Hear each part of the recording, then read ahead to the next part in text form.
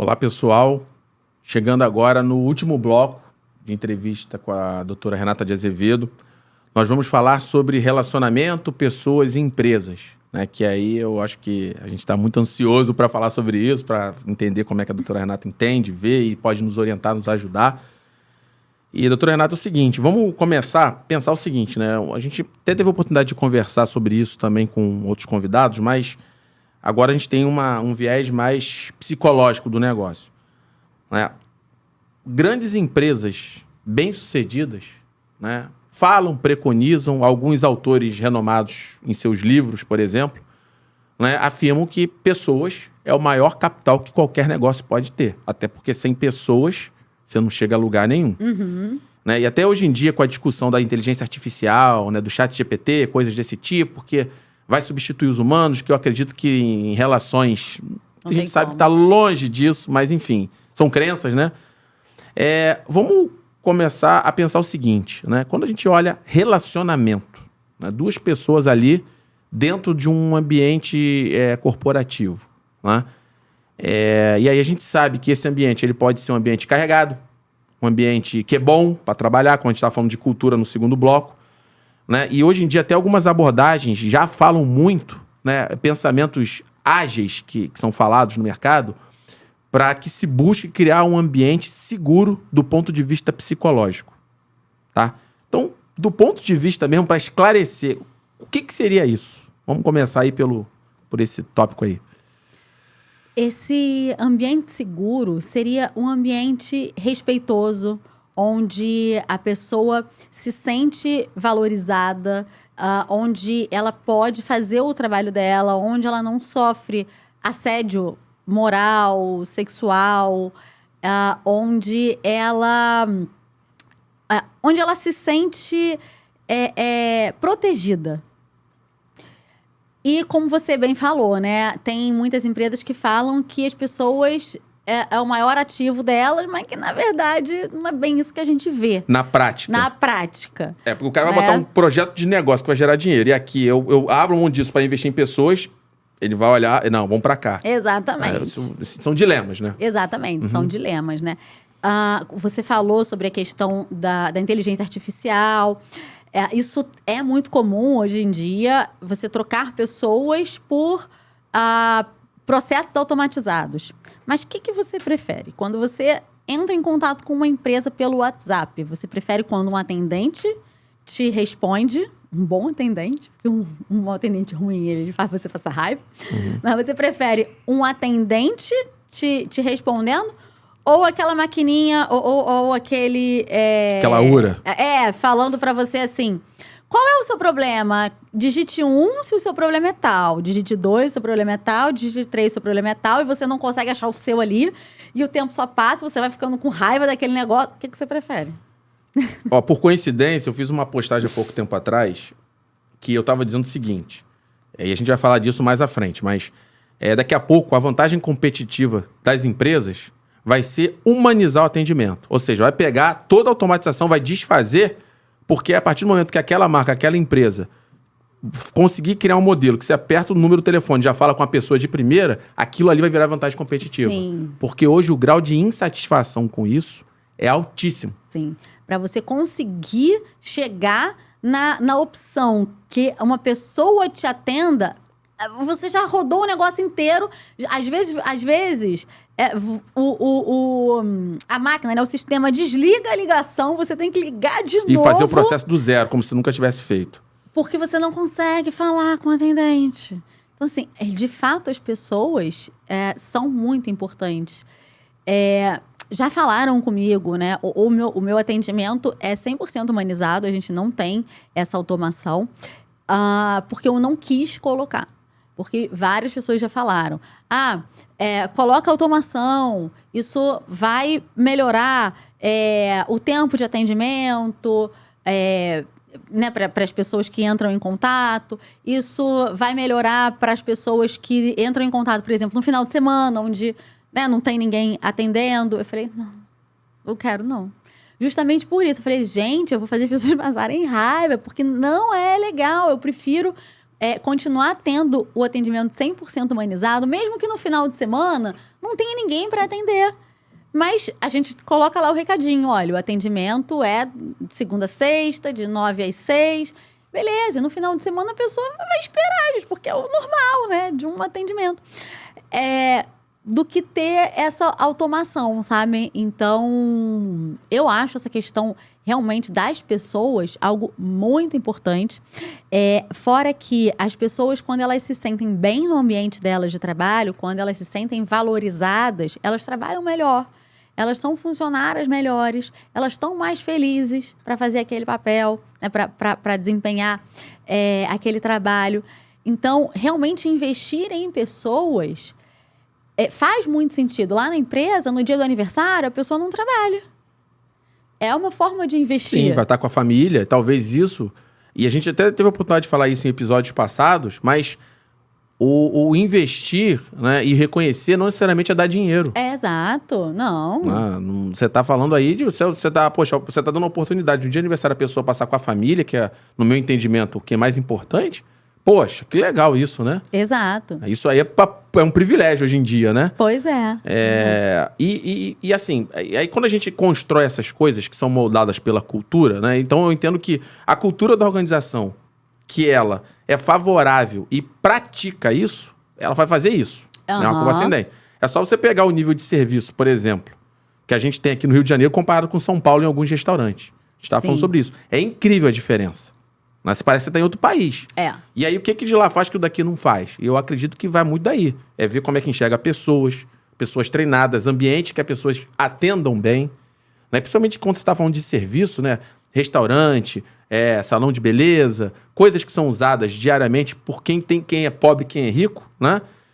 Faz a diferença. E você não precisa falar que tem que ser rico, tem que ter dinheiro. Não, você está falando de uma pessoa, por exemplo, que não tem um nível superior, ela pode ser muito bem treinada e ter um atendimento muito melhor, porque o nível superior não é garantia que ela vai ter um atendimento bom. Com certeza. Então é bom falar isso, porque para aquele empreendedor que talvez esteja no início, não dispõe de muito investimento, não é a formação da pessoa que vai fazer essa diferença. É muito mais você responsabilizar por aquele desenvolvimento do que qualquer outra coisa. Exato. É muito mais a sua mentalidade, como a gente vem falando, a sua capacidade de se desenvolver, seja tecnicamente, seja habilidades comportamentais, seja nos seus pensamentos. É muito mais a sua capacidade de se desenvolver, de resolver problemas, do que o seu grau de instrução. Perfeito. E eu vejo assim, doutora, a sua especialidade muito é de relacionamento. Sim. Né? Você é expert, para mim é o melhor. Quando vem esse nome na minha cabeça, eu penso, né, na senhora. Mas olha só, você, tá bom? Mas olha só. Minha cara de senhora. Mas deixa eu te falar. Por exemplo, né, quando você tem duas pessoas no relacionamento, um companheiro, enfim, eu acho que quando tem o empreendedor, que é dono do negócio, com a sua equipe, os seus funcionários, não fica muito diferente de um casamento. Claro, a gente tem brincadeira, mas é um relacionamento que ali está se formando. Sim. E como é que é isso? Quando você tem problemas, né? Como um casamento pode ter problema, uma relação, isso também possa gerar. Qual é a dica que a gente teria para o empreendedor? Tem uma questão que é um pouco diferente do relacionamento de um casal, porque no relacionamento de casal não tem hierarquia. Quando a gente fala de um líder e um funcionário, existe uma hierarquia. Então, tem essa linha aí que é um pouquinho diferente, né? Mas, pensando naquilo que é igual, que converge, essa questão de você negociar, de você validar o que o outro está fazendo, de você não desmotivar, de você não só criticar aquilo que o outro faz. Tem gente que tem a crença de que se eu elogiar, o outro vai ficar desleixado. Sabe? Vai achar que não precisa melhorar. Atingir o nível que agora eu vou ficar acomodado. Exato. Vai ficar acomodado, exatamente. Tem gente que tem a crença que só criticando é que a pessoa melhora, com elogio ela não melhora. Quando, na verdade, é o oposto. A pessoa, hoje em dia, é comprovado, tem estudos que provam isso, que através do elogio, a pessoa tende a melhorar muito mais do que através da crítica. Então é lógico que você não vai elogiar uma coisa que a pessoa tá fazendo errada. Sim. Mas quando ela faz uma coisa... E aí você vai pontuar, óbvio. Você não pode normalizar a normalidade. Né? Exato. Você fala assim, pô, parabéns por ter feito isso, mas pô, tá fazendo, entendeu? Exatamente, né? Agora, quando ela faz uma coisa que é boa, por que não valorizar isso? Você deve sim valorizar aquilo. Então, no ambiente de casal, assim como no ambiente empresarial, você deve valorizar, você deve mostrar para a pessoa o quanto ela é importante para aquela companhia, deve mostrar para ela o quanto o trabalho dela agrega ali naquela companhia. A pessoa precisa se sentir parte, a pessoa precisa sentir que ela é importante, que ela faz diferença. Senão, é aquela história de que tem muito hoje em dia, né? Que as pessoas fazem o mínimo. Então, assim, eu vou fazer um mínimo porque me pagam o mínimo, então eu também não vou dar muito para a empresa, vou fazer isso daqui. Correlacionando o valor financeiro com o tempo e o esforço que ela tem. Exato. Que também não é não é exato isso, né? Exatamente. Então, além da parte financeira, é claro que você pode valorizar as pessoas de outras formas. E como esses exemplos que eu dei. Elogiando, mostrando para ela que ela é parte da empresa, dando benefícios, como foi esse exemplo do aniversário. Agora, na Páscoa, para todos os terapeutas que trabalham na equipe, eu mandei um chocolate de Páscoa. Eles não sabiam, foi surpresa, eles ficaram todos felizes, valorizados. Nas reuniões da equipe, eu sempre mostro que nós somos uma equipe, que nós fazemos parte disso, que nós estamos ajudando pessoas, que nós estamos ajudando a salvar casamentos. Tem propósito muito forte, né, o seu negócio. Exato. É um propósito muito forte. Então, eu trago isso o tempo todo de que não sou eu, não é a minha empresa, somos nós que fazemos isso. Eles fazem parte da empresa, sim, mas isso é nosso, é o nosso propósito. Então, isso é uma forma de valorizar aquele profissional. Dei o exemplo de assistente, dei exemplo de terapeuta, o pessoal do marketing, a mesma coisa. Então, de todas as áreas, eu sempre busco valorizar aquilo ali, mostrar que aquilo ali é importante. Falo, olha, antes a gente tinha o resultado tal, agora, trabalhando com você, a gente está tendo esse outro resultado. Parabéns pra gente. Você tá tendo assim, criando uma cultura de pertencimento, exatamente, né? Exatamente. Que, de certa forma, para um micronegócio, aí eu acho que é a vantagem. É muito mais fácil. Agora, você pega uma empresa com 80 mil pessoas... é muito difícil. Olha a complexidade que Exato. Você tem uma cultura de pertencimento, colaboração e permear isso do primeiro ao último nível da empresa. Com certeza. Então, para quem tem hoje um micronegócio, né, que está nos desafios iniciais, isso aí é um caminho muito mais, vamos dizer assim, menos árduo, né? Porque fácil não é. Até porque a mentalidade, né, como nós falamos nos outros 2 episódios, principalmente no segundo, ela tem que estar alinhada e conectada com isso. Sim. Né? Que é a mentalidade do empreendedor, né? Exato. Dele enxergar isso como um valor. Porque, particularmente, eu entendo que se você está valorizando a tua equipe, a tua gestão, a tua entrega, aonde que isso vai respingar? No teu cliente. Com certeza. E aí o resultado ele vai ser... né? Exatamente. Tudo está interligado.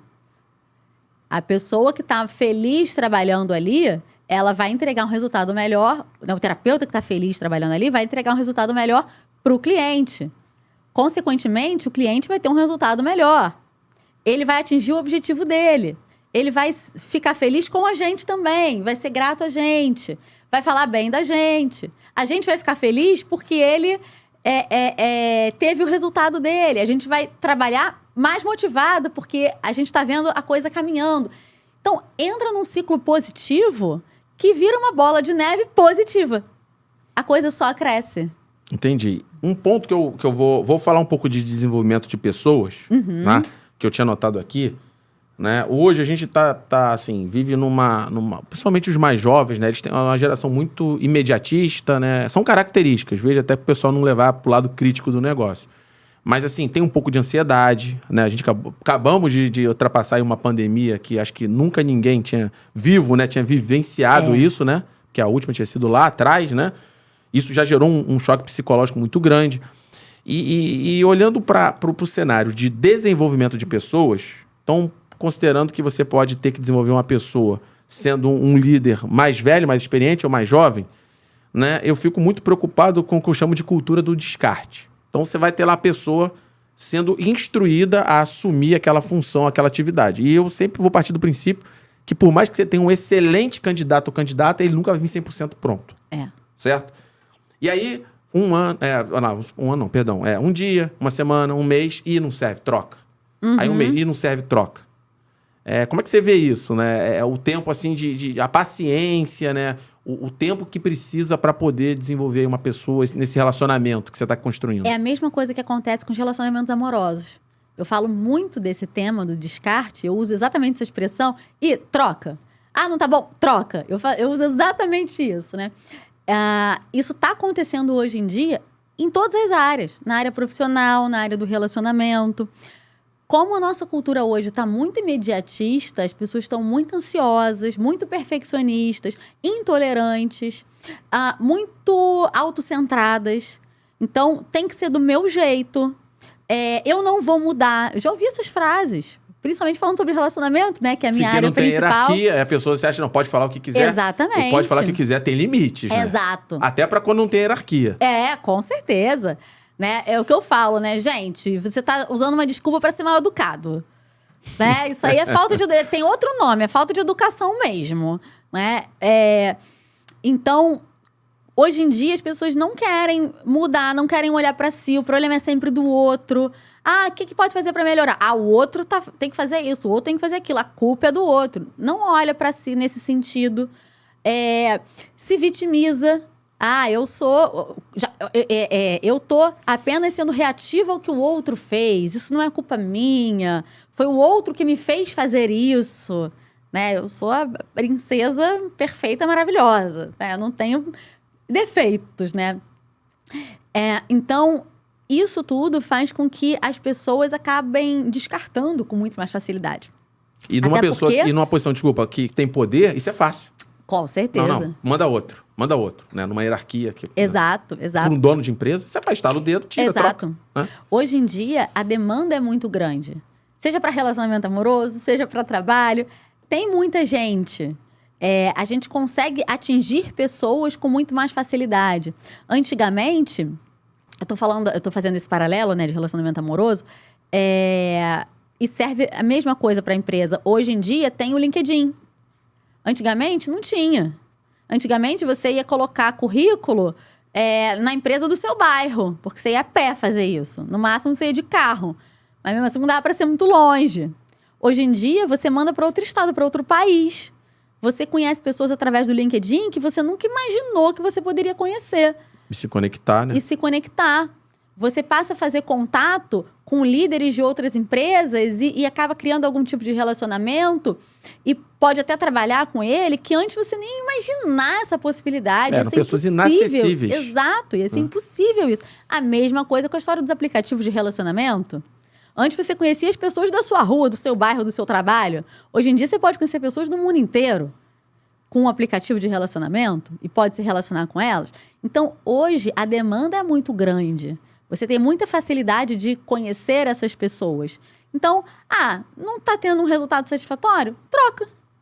Vem a próxima. Só que numa empresa, quando você troca, você gasta muito dinheiro, você tem que treinar, a curva de aprendizado vai voltar para o zero.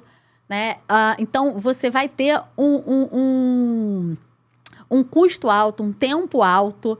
E, de repente, era só você ter um pouco mais de paciência, você treinar um pouco mais. Ouvir também, entender um pouco o momento que a pessoa está passando. Exatamente, entender o que está acontecendo. Às vezes é alguma coisa momentânea. Ou até mesmo pensar no próprio processo seletivo. Será que não teve alguma questão no processo seletivo? Eu acho que as áreas, principalmente as áreas de recursos humanos, têm muitos desafios por algumas características. Primeiro, né, você conseguir se adequar ao mundo contemporâneo é complicado no processo seletivo. Sim. Então, eu não consigo ver um processo seletivo sendo efetivo se não quiser fazer além do básico. Né? E o segundo ponto é que você, né, fala muito hoje, né? Você contrata a pessoa pelo currículo e demite pelo comportamento. Exato. Então, o processo não tá pegando a parte de comportamento que está acontecendo. Porque se pegasse, não ia acontecer isso. Exatamente. Né? Exatamente. E uma coisa que eu vejo muito nessa questão também, né? É uma coisa minha, Carlos. Eu sempre que eu vou tentar... Acabo julgando, eu digo que o nosso cérebro ele é muito preconceituoso porque ele julga muito fácil, mesmo que você não externalize isso. Aí eu acho que aí cabe cada um saber lidar com isso. Mas a gente vai olhar pra coisa e já vai julgar, né? E eu sempre, antes de julgar uma pessoa que pode ter sido meu chefe, meu diretor, minha diretora, enfim, eu sempre tentei me colocar no lugar da pessoa. Isso sempre me ajudou a lidar com isso. E a gente ouve muito isso. Lá na empresa eu sou gestor, mas eu também sou psicólogo. Né? A gente escuta muito essa frase, né? Porque você acaba desabafando, e aí é chefe, né? Mas eu também acho que para a pessoa que tem um gestor também, que nunca vai ter o chefe perfeito, ele também, se for parar para pensar assim, ele também é psicólogo, porque ele vai ver o comportamento do chefe dele. Então, a via é de mão dupla. Não é isso? Então, eu acho que para as empresas falta muito ainda evoluir nesse entendimento dessas conexões. Exato. Você falou uma coisa muito importante, né? Que as pessoas contratam pelo currículo e demitem pelo comportamento. É importante as pessoas, seja ela líder de uma empresa, seja ela empresário, seja ela um funcionário, não importa. É muito importante ela focar no desenvolvimento da parte comportamental. Porque a maior parte das pessoas foca nas habilidades técnicas. E claro que isso tem que existir, mas não só, porque isso não sustenta mais. Hoje em dia tem muita gente muito boa. Sim, tecnicamente falando. Sim. Então, se você não tiver habilidades comportamentais que sejam bacanas também, que sejam adequadas, você não vai ficar naquela empresa, aquilo ali não vai ser sustentável. Você vai ter problemas. Mesmo que você seja o chefe, você não vai manter as pessoas. Então, não adianta, então vou ter minha empresa que vai ser do meu jeito. Você não vai manter as pessoas. Então, essa parte comportamental, ela precisa de atenção. Ela é muito importante. As pessoas precisam olhar para ela também. E as instituições que preconizam práticas, por exemplo, a minha especialidade, que é gerenciamento de projetos e gerenciamento estratégico, vamos dizer assim. Eu costumo sempre dizer isso, inclusive, para os alunos e alunos. Falar, olha, ferramenta e técnica, a gente tem muito mais do que a gente precisa. Hoje o desafio é o comportamento. E quando você vai falar de estratégia dentro de empresa, é muito mais pessoas do que qualquer outra coisa. Você pode ter a melhor estratégia do mundo, mas se você não tiver pessoas engajadas, pessoas preparadas para implementar, não adianta. Você vai rasgar dinheiro. Exatamente. Não é isso? Exatamente. Uma coisa que eu comecei a desenvolver quando... Eu nunca fiz curso para ser líder, para ter funcionários. Como tudo na empresa foi acontecendo, né? Então, como é que eu comecei a tratar isso? Tendo o seguinte pensamento: eu vou tratar a pessoa como eu gostaria de ser tratada. Claro que tem a hierarquia, óbvio, mas se eu preciso chamar a atenção dela, tem vezes que eu tenho que chamar a atenção, não tem jeito. Mas eu vou chamar de uma forma que eu gostaria que acontecesse comigo. Eu vou elogiar da forma que eu gostaria de ser elogiada. E claro que a gente vai fazendo isso a partir da nossa visão. E depois, conforme a gente vai conhecendo o funcionário, a gente vai fazendo isso como ele gostaria de ser feito, sabe? Como ele gostaria de ser elogiado. Tá tratando como ele gostaria de ser tratado. Exato, Sim, exatamente. que não necessariamente é igual como você gostaria. Exato. De início, você não conhece a pessoa. Então, você vai partir desse princípio. Sensacional. Você vai conhecendo e vai mudando e vendo como a pessoa gostaria que fosse com ela. Você vai sentindo. Você não vai perguntar, mas você vai sentindo isso e vai fazendo dessa maneira. Não, e é engraçado que, assim, é interessante que no relacionamento entre pessoas, seres humanos, não tem assim, como você gostaria de ser tratado? Aí vem aquele, não, faz isso que eu tô ficando feliz. Não é assim, né? Não é exato. Por isso que a ciência é humana, né? Exatamente. Você vai sentindo, você vai vendo através da reação da pessoa com os seus comportamentos. E aí você vai vendo como ela funciona melhor. Quando são pessoas próximas, isso é muito mais fácil. Quando são pessoas mais distantes de você, que você não tem um contato tão próximo, isso fica um pouco mais difícil. Porque vai criando-se barreiras ali, né? Pela distância, pelo distanciamento. Exatamente. Mas você vai tentando ainda, né, dentro do que for possível, vai tentando buscar isso. E um ponto que eu tô aqui pensando, né? A gente estava falando um pouco sobre a mentalidade do empreendedor no bloco 1, E a gente até, né, leva a seguinte reflexão, né? Quando você tem a relação de gestor-líderes, para questões do tipo técnica, né? Às vezes, né, o microgerenciamento que é falado hoje em dia, você gasta muito tempo em detalhes que não geram valor, enquanto outras coisas mais importantes estão acontecendo e você não está vendo. Né? E eu entendo que é o papel de quem está gerindo, né, pessoas, estar atento a isso também. Para orientar, dar esse tipo... Muitas vezes as pessoas precisam de orientação, de direcionamento. Com certeza, com certeza. Uma coisa que seria muito legal que as empresas fizessem, investissem, seria no conhecimento de perfis comportamentais. Porque o gestor, ele vai saber o perfil daquele funcionário e vai saber exatamente como lidar com ele. Através dos pontos, das fragilidades, né, dos pontos frágeis e dos pontos fortes daquela pessoa. E hoje você tem ferramenta que consegue fazer isso. Total, Você consegue traçar, por exemplo, 50 pessoas, você faz 50 perfis. Exato. A gente consegue... existem algumas ferramentas de perfis comportamentais. A gente consegue fazer isso através de testes que são rápidos, né? Dá para fazer em empresas tranquilamente. E mostrar para o gestor como é que é aquele funcionário, como é que ele funciona. Às vezes, até mostrar que ele não está num papel adequado para ele. Que ele poderia performar muito melhor fazendo alguma outra coisa. Que ali ele não está performando tão bem por causa disso. Então, olha, esse daqui você tem que lidar com ele dessa maneira. Se você está lidando dessa maneira, então isso não vai funcionar tanto.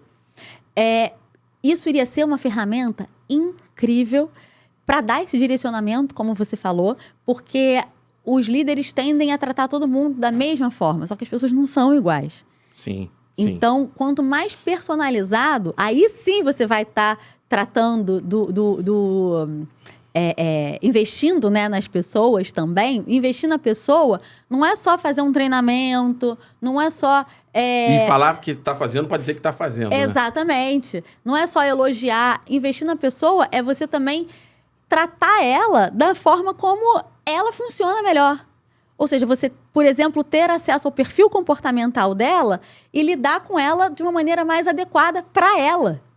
Consequentemente, isso vai ser maravilhoso para a empresa. Do ponto de vista de produtividade, de entrega, de valor, de pertencimento, né? Sim. Aí eu acho que uma coisa também que aí ultrapassa até os limites da empresa é que a pessoa vai levar isso para a vida dela. Lógico, vai. Né? Que aí você está gerando um valor muito maior. Né? E aí sim, né, pensando aí num trabalho de um projeto de recursos humanos, né, você está humanizando o negócio. Exatamente, né? Exatamente. Isso serve para a vida. Um ponto assim, importante, a gente está falando de relacionamento, né?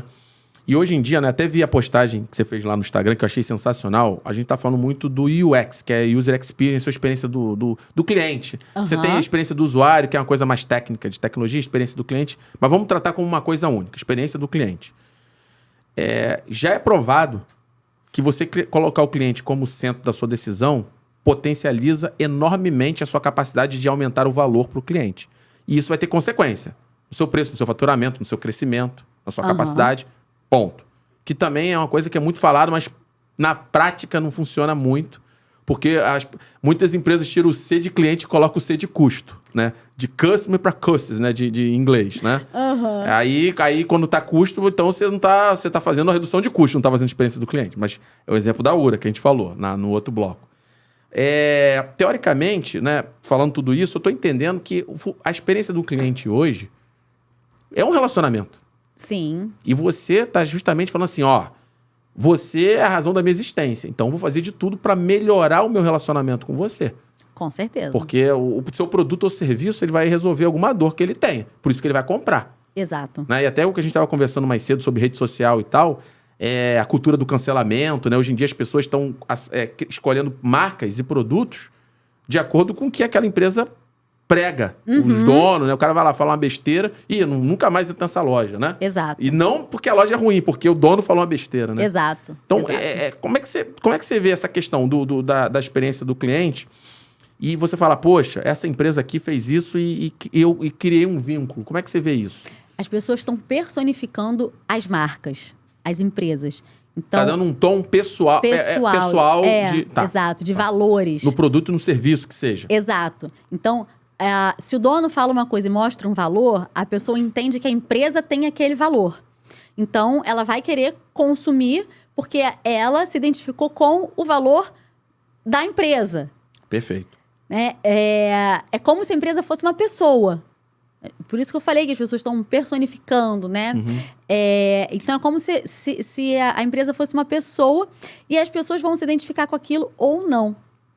Essa situação que você falou, né, sobre o post que eu fiz, eu tive um problema, né, com uma empresa.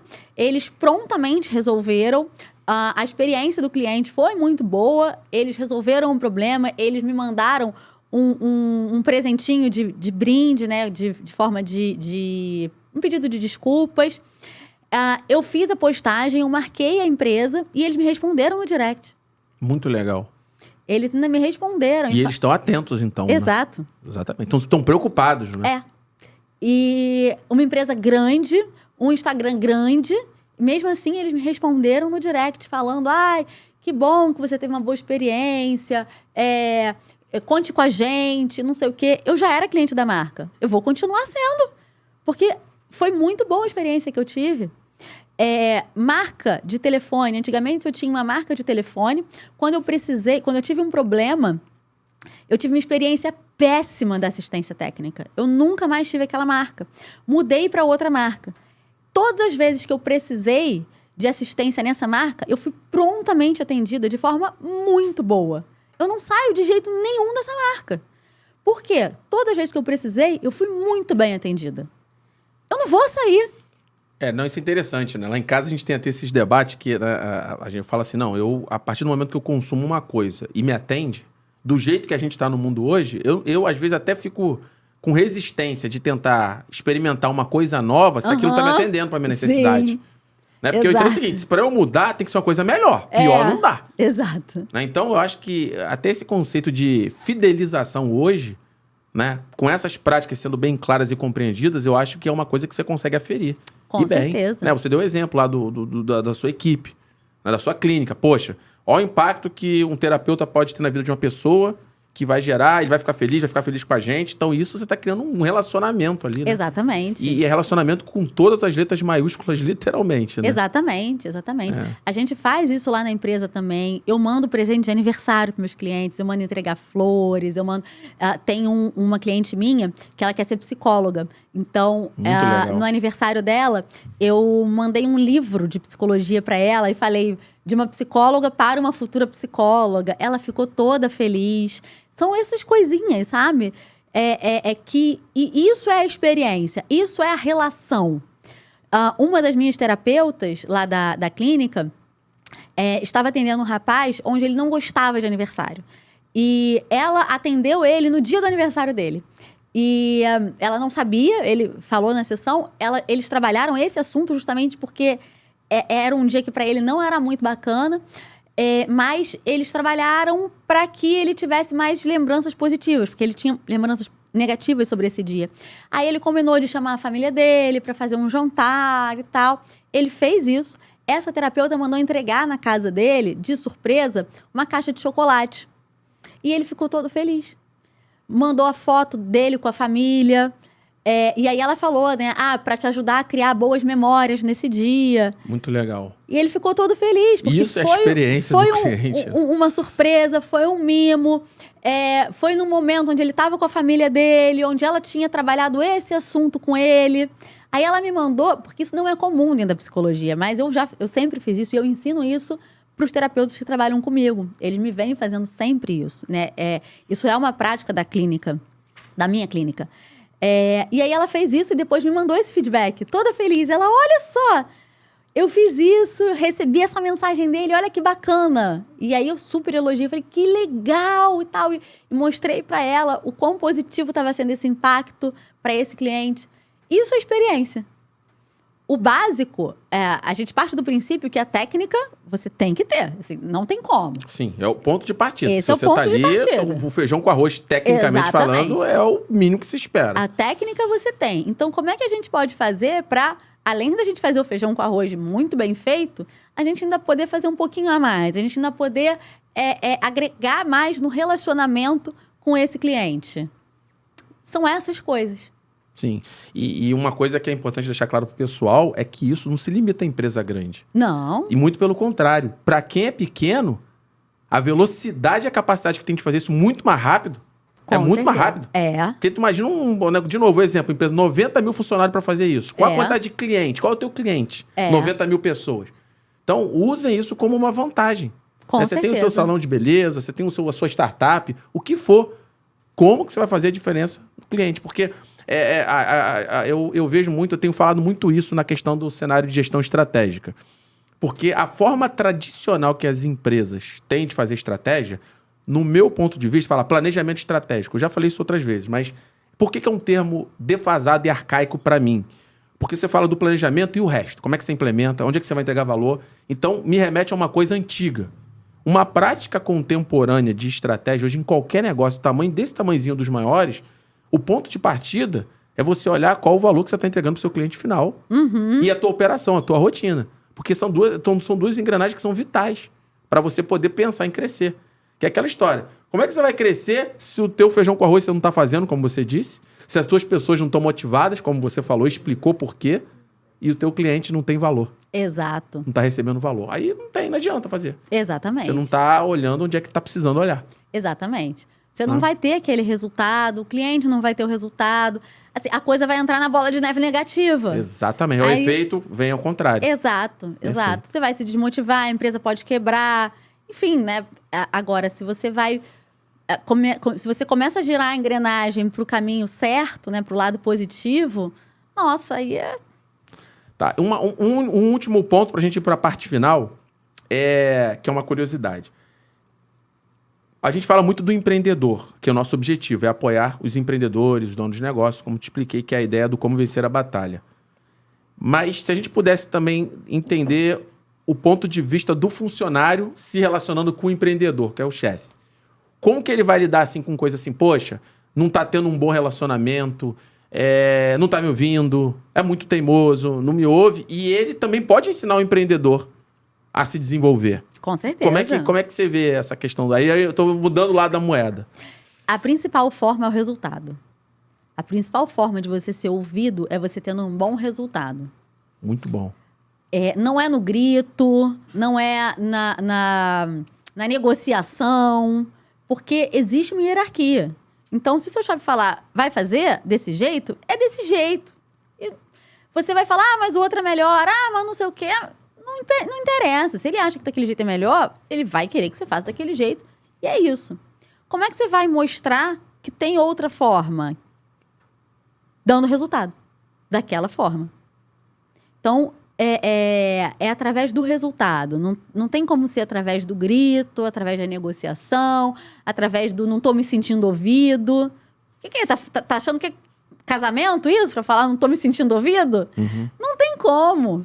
Né? É diferente. Sim. Então, a melhor forma de você ser ouvido, de você ser mais valorizado e o seu chefe perceber que você tem mais potencial, que ele pode explorar outras áreas suas, pode ouvir suas ideias, é você dando resultado. Que é o que ele quer, na verdade. Sim, a orientação é o resultado. Exatamente. E o resultado eu acho que é saudável para qualquer relacionamento, né? Com Porque certeza. aí, né, o resultado ele vai acabar respingando em ambos. Exato. Claro que mais para um, que aí o dono do negócio ele tem, mas aí você tem a sensação de realização, de experiência que você adquire naquilo ali. Com certeza. Eu acho que muito legal, doutora Renata. Deixa eu fazer uma... Se você pudesse mandar uma mensagem, tá? Eu acho que a gente chega à conclusão aqui que sim, é possível adequar e desenvolver, porque aí vou partir do princípio que tem pessoas que já nascem com essa mentalidade, que é o empreendedor que tem no DNA a capacidade. Então ele nasceu assim, não vai ser assim. Em vez de você dar um dinheiro, você quer fazer faculdade? Não, me dá o dinheiro que eu vou investir, vou abrir uma coisa e vou ser rico. É assim, né? Mas, então a gente entendeu que é possível desenvolver, adequar e melhorar essa mentalidade, mas qual o recado que você daria para um empreendedor que está passando uma dificuldade, que ele está com dificuldade de lidar com essas questões que a gente trouxe aqui? Eu vou reforçar uma fala que eu disse antes, né? É fazer até dar certo. Não é fazer e esperar que dê certo amanhã. Não, é fazer até aquilo ali dar o resultado que você quer. E isso não tem tempo. Não tem tempo. Não tem tempo. É correção de rota, é não desistir. Eu costumo falar o seguinte, eu tenho uma crença que é a seguinte, só tem 2 possibilidades. Ou eu chego lá, ou eu chego no resultado que eu quero, ou eu desisto. A possibilidade de não dar certo não é uma possibilidade. Sim, você Não desistiu. Eu desisti. Porque se outras pessoas já fizeram, como eu comentei antes, é porque tem como dar certo. Sem dúvida. Só que eu desisti antes de descobrir. Como dá certo. Exato. Não, e tem alguns líderes, né, que defendem, que mostram, né, que pessoas que chegam ao sucesso, como jogadores de basquete bem-sucedidos, eles conseguiram fazer dar certo. Exatamente. E não foi de primeira. Nunca vai ser. Vamos pegar o Michael Jordan da NBA, um exemplo. Os Sim. Beatles, também outro exemplo. Né? Então Exato. são exemplos de que chegaram ao sucesso porque eles tiveram ali foco, né, resiliência e, né, capacidade de saber o seguinte, pô, tentei, errei, mas vou continuar. Exatamente. Né? E a gente tem que se preparar talvez muito mais. Aí entra a mentalidade, que é o que a gente falou, mas muito mais de saber lidar com os erros, aprendizados e as tentativas que não deram certo, que podem ser erros ou não, do que simplesmente você dar o tiro e acertar de primeira. Exato. Acho que é isso aí, que essa jornada ela vai tentar te tirar do foco. Exato. Vem mercado, daqui a pouco vem a pandemia, daqui a pouco tem crise, os clientes caem, e você tá ali, Então... E olha que interessante, né? Quando você fala que não deu certo, você é o além, né? Você não tá se responsabilizando. Você fala, o meu negócio não deu certo. É uma coisa externa a você. Agora, quando você fala, eu desisti, é seu aquilo Você tá ali. assumindo. Entra na questão que a gente falou no bloco 2. A Exato. responsabilização pela decisão. Então, essa história de que não deu certo, não existe. Muito bom. Ou você desiste, e aí é responsabilidade sua, ou você chega lá. E você vai continuar até chegar. Porque não dá certo, não tem como. Só se você desistir. Aí é sua responsabilidade. Muito bom, doutora. Olha, eu queria de coração agradecer. Foi excelente. Dá para ficar aqui mais umas 3 horas falando. Dá. Eu agradeço muito a sua presença, tá? Pessoal, para vocês quiserem seguir, acompanhar o trabalho da doutora Renata, vai estar no descritivo das postagens, então fiquem atentos, a gente vai estar disponibilizando. Os meus sinceros agradecimentos, muito obrigado. Espero que você tenha gostado do bate-papo, de ter participado. Eu adorei, muito obrigada pelo convite. Foi muito legal, foi muito divertido estar aqui. Eu costumo falar isso, né? O trabalho, para mim, ele tem que ser divertido. Por isso que eu usei essa palavra de propósito. Legal, muito bom. Então, foi muito bom estar aqui, foi muito agradável. Acho que a gente conseguiu contribuir aí para as pessoas. E muito obrigada. Obrigada pelo convite. Eu que agradeço. Pessoal, então, nos vemos no próximo episódio. Um grande abraço e até a próxima.